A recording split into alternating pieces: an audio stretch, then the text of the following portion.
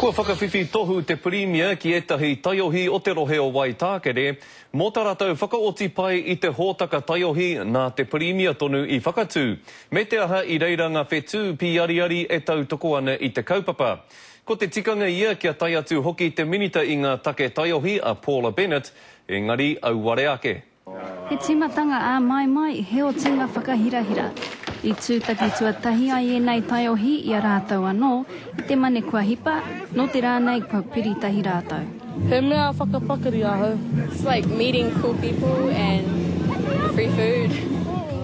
He ko tahira ngā taiohi Māori kua whakapito ngoi I tēnei wiki ki ngā hōtaka hākinakina me ngā mahi a rehia.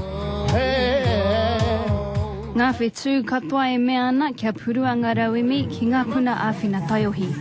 He kaha tautoko ana hau I tēnei kaupapa. So I'm just really happy to be part of it. I think there needs to be more of this. They've already taken the initiative of trying to turn their lives around and been successful. That's how we selected them to join the program.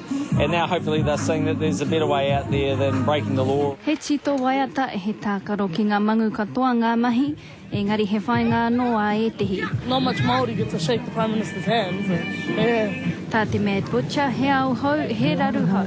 E whai hua ana e nei momo hōtaka ki ngā taiohi kua taka kia ki te he. Anything we do helps. I certainly have seen some improvement in children. Gets them to off the streets, away from the drugs. So I think it's very important. I think this plays a very important role, not only for Māori children, but for all children. Hei tā te pirimia, hei te rātau whakarewa hia anō tēnei kaupapa, a hei ka piri atu he pūtea anō kua tohua mō e tehi atu hōtaka. Raiha Johns, te karere.